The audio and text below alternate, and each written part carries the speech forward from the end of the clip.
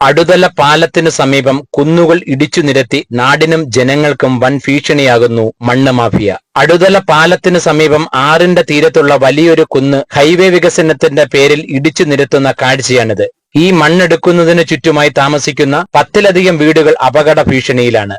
കുന്നിന്റെ മുകളിൽ കൂട്ടിവച്ചിരിക്കുന്ന ഉരുളൻ പാറയും മണ്ണും ഒരു മഴ പെയ്താൽ ഒലിച്ചു ഈ വീടുകൾ പൂർണ്ണമായും മണ്ണിനടിയിലാകും.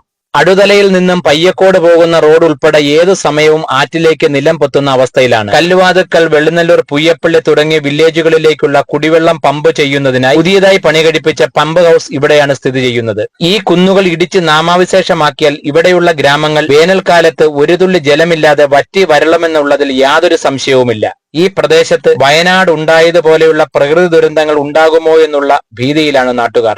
മണ്ണെടുക്കുന്ന സ്ഥലങ്ങളിൽ വലിയ മഴ പെയ്താൽ വെള്ളം കെട്ടിനിന്ന് റോഡ് ഉൾപ്പെടെയുള്ള ഭാഗം ആറ്റിലേക്ക് പതിക്കുവാനും ഇത് ആറിന്റെ സ്വാഭാവിക ഒഴുക്കിനെ തടസ്സപ്പെടുത്തി ഇതിന് മുകളിലുള്ള ജനവാസ മേഖലകൾ വെള്ളത്തിനടിയിലാകുവാനും സാധ്യതയുണ്ടെന്ന് പരിസരവാസികൾ പറയുന്നു. ഈ പ്രദേശം മുഴുവൻ പ്രളയം വന്ന് നശിച്ചാലും അടുത്ത തലമുറ ഇവിടെ ഇല്ലാതെ വന്നാലും മണ്ണ് മാഫിയകൾക്ക് ഒരു ബുദ്ധിമുട്ടും വരാതെ സംരക്ഷിച്ചു നിർത്തേണ്ടുന്ന ഉത്തരവാദിത്തം ഇതെല്ലാം കാണുന്ന അധികാരികൾക്കുണ്ടെന്നാണ് ജനസംസാരം. നിയമത്തിന്റെ നൂലിഴകീറി പരിശോധിക്കുന്ന ഉദ്യോഗസ്ഥർ ഇത് മാത്രം കാണാൻ ശ്രമിക്കുന്നില്ല. കാട്ടിലെ തടി തേവരുടെ ആന എന്നുള്ള പഴമൊഴി ഇവിടെ അർത്ഥവത്താകുന്നു. എന്തായാലും വയനാട് ദുരന്തം പോലെ ഒരു ദുരന്തം ഇവിടെ ആവർത്തിക്കരുതേ എന്ന പ്രാർത്ഥനയോടെ. News bureau, face to face media, Kollam.